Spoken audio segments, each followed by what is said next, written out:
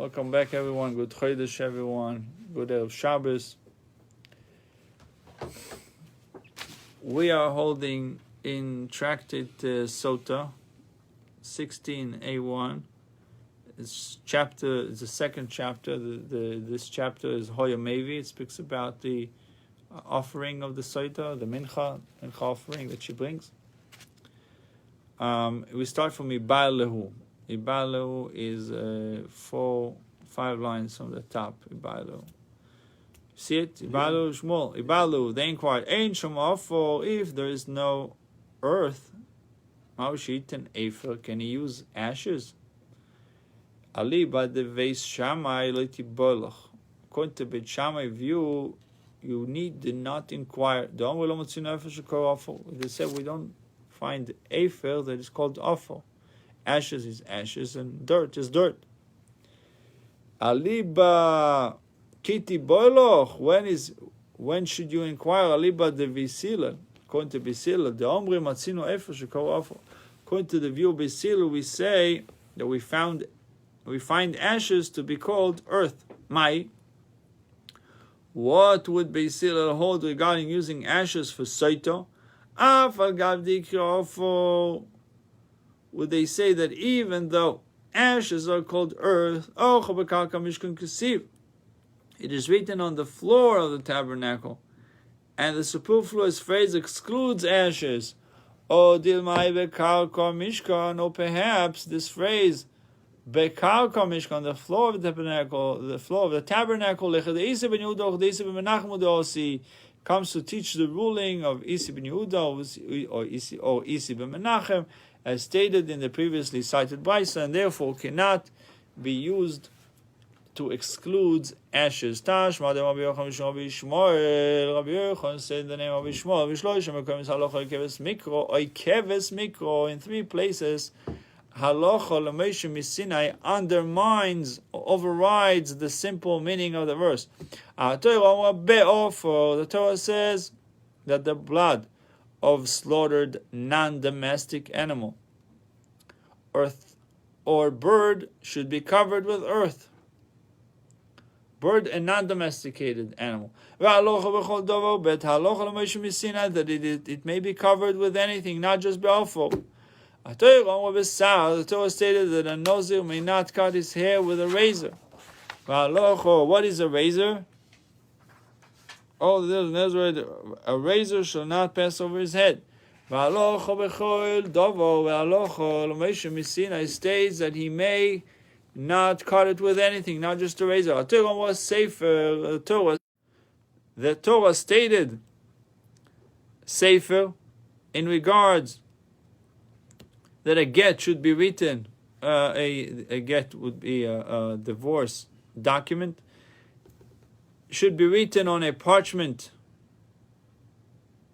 But the halacha Moshe miSinai states that it may be written on anything. So these are the 3 places where halacha Moshe miSinai undermines the simple meaning of the verse. I got a question. I thought with the covering the blood was only like for chickens, not for like behemoths. It's not for behemoths. It's for chickens and non-domesticated animals. So if you shecht a deer, biblically you need to cover its blood. Okay, well, let me find one. Yeah. Or buffalo, or anything that is... Okay, even better. Ibex. Yeah. And so we have ofo, be'ofo, that it can be with anything. It doesn't have to be with ofo, with soil. And we have tar, razor, and nozzle should not cut his hair with anything. And the get can be written on anything. Okay.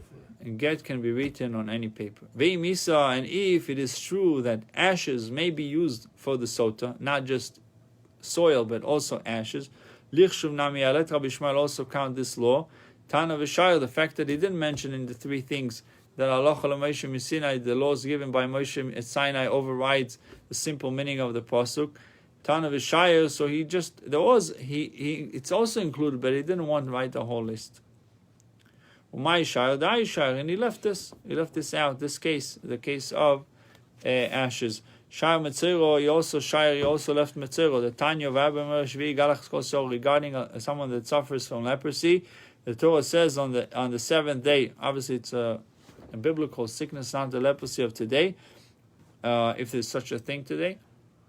But it shall be on the seventh day. He shall shave all his hair. That's the procedure of Metzero. Kolal, the Torah has generalized. Es roisho, his kana, his gabi seinov, his head, his beard, his eyebrows.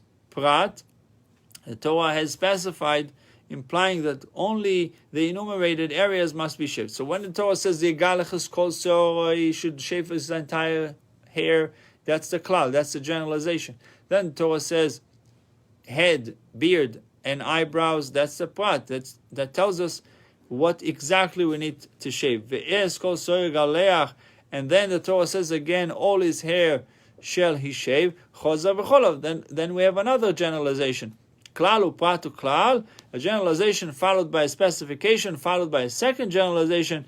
Yatadana can apply. So the formula is that you cannot derive anything other than what is similar to the specification. And the specification is head, beard, and the eyebrows. Just the specification is specifically a place in which hair is gathered and seen.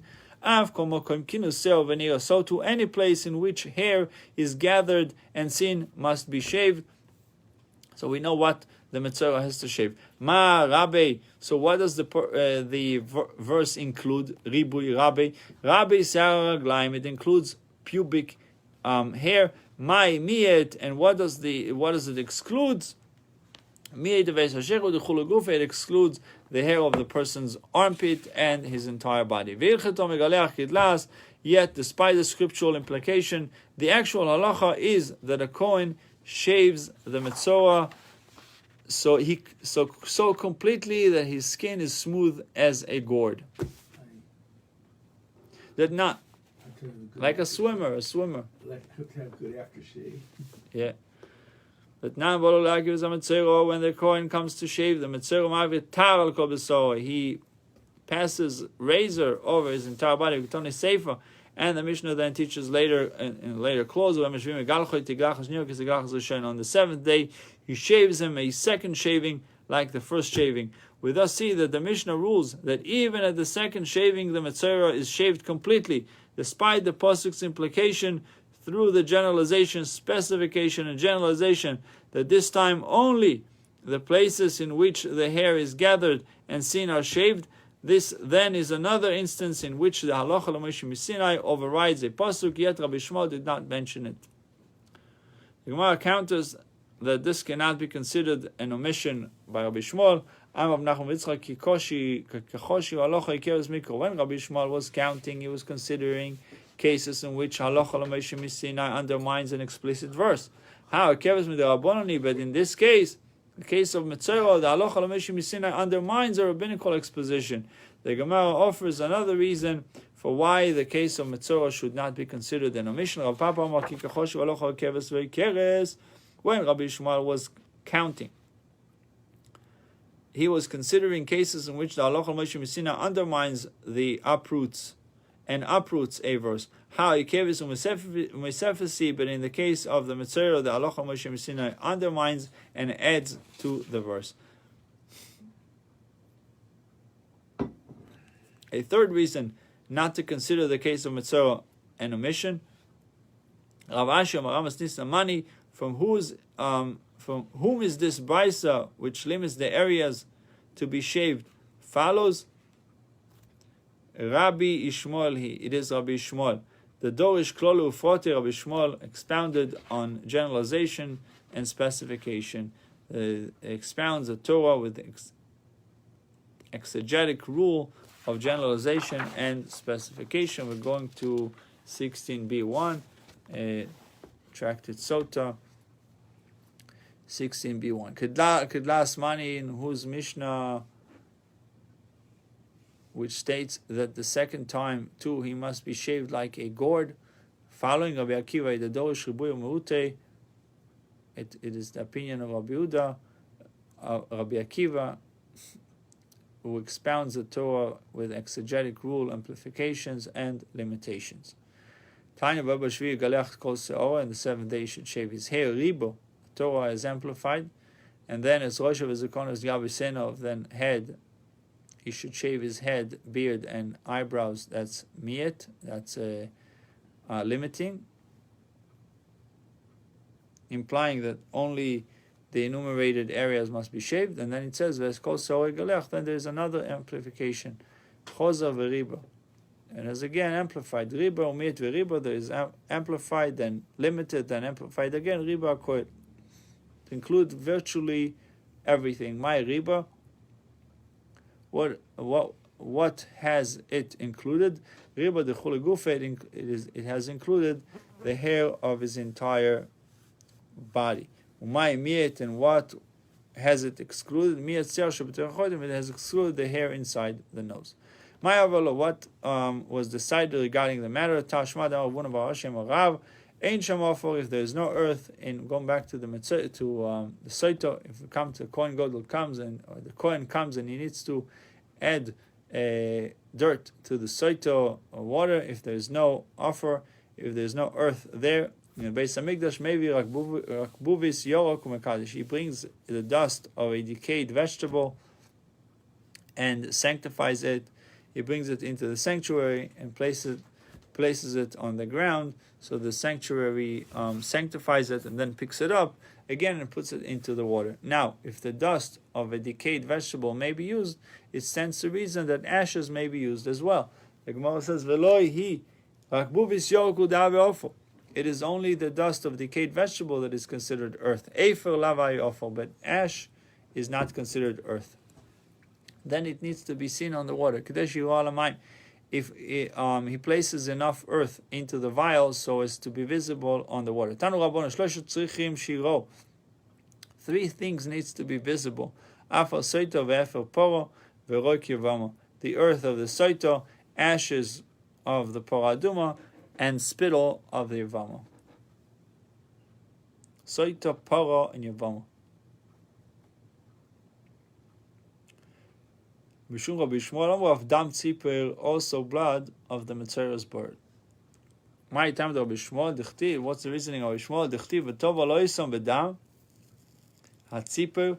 It is written, he shall dip them, the live bird, cedar wood, scarlet wool, and hyssop into the blood of the bird that was shechted over the spring water. V'tanya, and it was taught in Baita b'dam yochel b'dam v'lo b'mayim. It might be even. It might have been thought that they should be dipped into the slaughtered bird's blood and not into the water. Talmud Leva b'mayim, the Torah therefore states, into the water. If you say in the water, I might think that you should needs to be dipped in the water and not in the blood. Therefore it says, bedam, Talmud bedam, ha-keitzad, that needs to be dipped also into the blood. Ha-keitzad, maybe Maim Shadam Tzipor Nikaboim, he brings an amount of water in which the blood of a bird can be discerned. And how much water is it? Revis, about 3 ounces. 3 to 5 fluid ounces. Like the arbocoses. Yeah, Rabbi Shmuel Omar. So v'rabbanon hu legufe, and that pasuk is needed for teaching, according to the rabbis.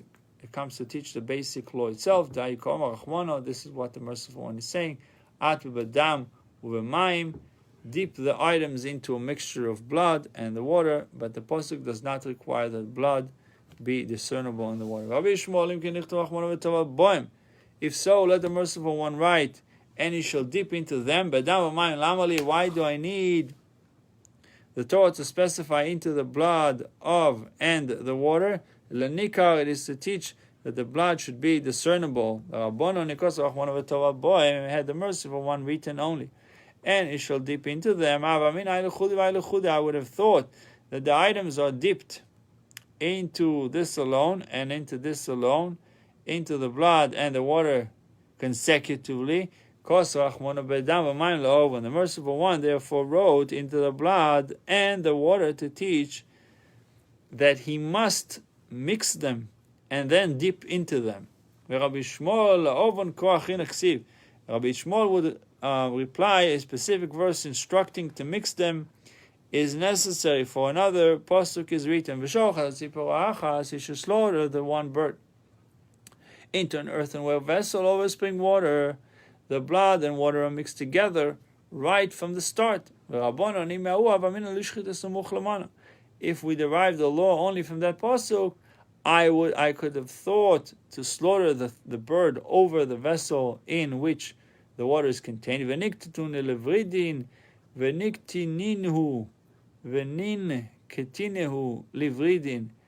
to pinch the vridin, the main blood vessels of the neck, with fingers so that the blood does not flow out. And then catch the blood in another vessel. Kamashma, and therefore the pasuk is informing us that the blood and water should be mixed. If the bird is so large that its blood overwhelms the water, or the bird is so small and its blood is overwhelmed by the water. Now, what is the law? I have not told you, do not take yourself outside the framework of the halacha. The rabbis measured how much water should be used for a droir bird. What is a droir bird? The type of bird required for mitzvah purification, right, based on the teaching of Yisrael Glili to Askanim. Okay, the range of size of droir birds is such that the largest among them never passes enough blood, or never possesses enough blood to overwhelm a revis of water. Nor the smallest among them so little blood as to be overwhelmed by a revis of water. Droir, the word droir is related to doro, it lives. The droir bird lives freely anywhere, even in a house.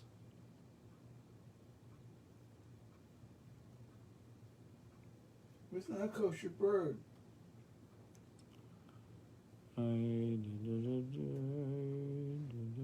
So over here it says, Rashi to Proverbs, the Gittin Ibn Ezra Psalms maintains that it is known to be a songbird.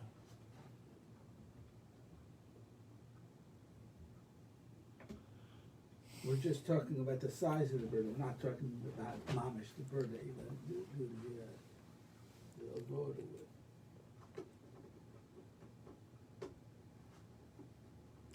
So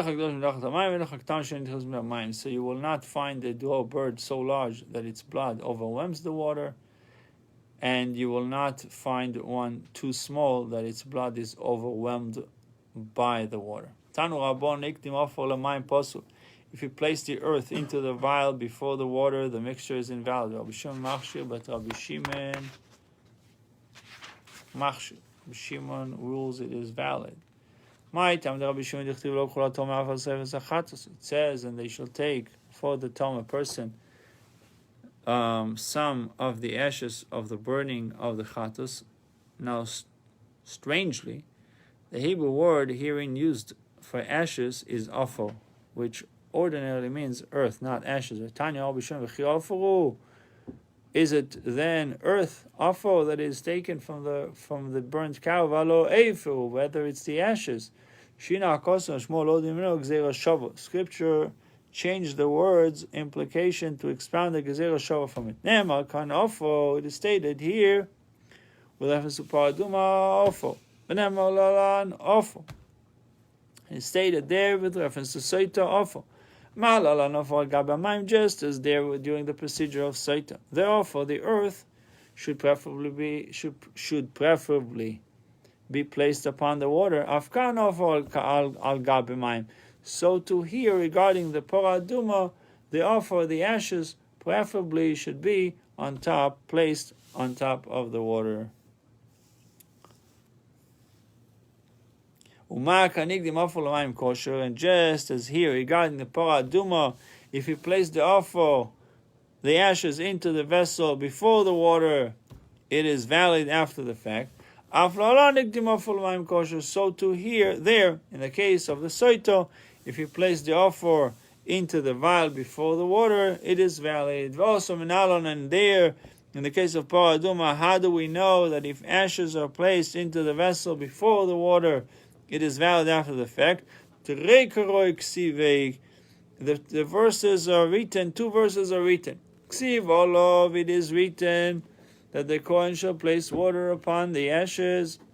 Al Ma'afer Bereisha, evidently, the ashes should be put into the vessel first. Uchsiv Ma'im Chaim El Keli. But then it's written Ma'im Chaim, spring water in a vessel, which implies that the spring water should go directly into the vessel without the ashes intervening between the water and the vessel. Al Ma'im Bereisha, evidently, the water should be put into the vessel first. Hakeitzad Rotzah Zenoisen. You do whatever you want. If he prefers, place this one into the vessel first, the water. If he prefers, places the ashes first. The Rabbanon El Kli Davka, but the rabbis learned El Kli for the phrase in a vessel, which teaches that the water must be placed in first. In precise is precise, Olav La'ovan. And the phrase upon it teaches a different point, that after the ashes are added, the Kohen is to mix the water and ashes together so that the water is over the ashes. But perhaps say the opposite, that the term upon it is the precise one, teaching that the ashes must be placed into the vessel first. And the phrase in a vessel teaches a different point, that the water must come leaving into the vessel directly from the spring. They want to answer that it is reasonable that the precise verse is in a vessel, just as we find in all other places that the permitter is on top, so to here the permitter, which is the ashes, must be on top. Bruchim Tiyu. We'll make a short video on Tractate Shabbos, on not Tractate Shabbos, on Hilchos Shabbos. Be right back.